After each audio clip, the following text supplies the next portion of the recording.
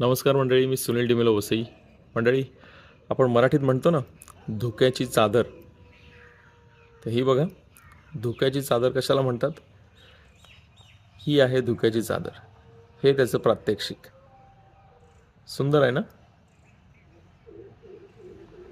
एक कसा पट्टा पूर्णतः त्या शेतावरती जणू पांघरलेला आहे असं वाटतंय. छान रम्य सकाळ, सुप्रभात. बघा, काही पक्ष्यांचा आवाज येतोय. एक कुत्रा लांबून भुंकतोय, जणू रडतोय. दूर कुठेतरी एक खारुताई बघा टिवटिव करते.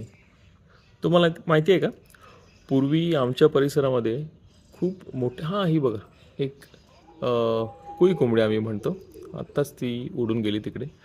पूर्वी आमच्या परिसरामध्ये खूप मोठ्या प्रमाणात कोल्हे होते आणि दिवसा ते असे झाडांच्या ढोलीमध्ये असे लपून राहायचे आणि रात्री बाहेर यायचे.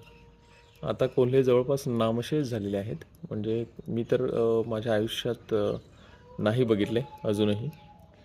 हा बघा, एक भारद्वाज इकडे बसलेला आहे, दिसतोय का तुम्हाला? ह्या कंपाऊंडवरती भारद्वाज आहे. ऊन नाही आहे त्यामुळे तुम्हाला दिसणार नाही कदाचित. बरेच पक्षी असतात इकडे.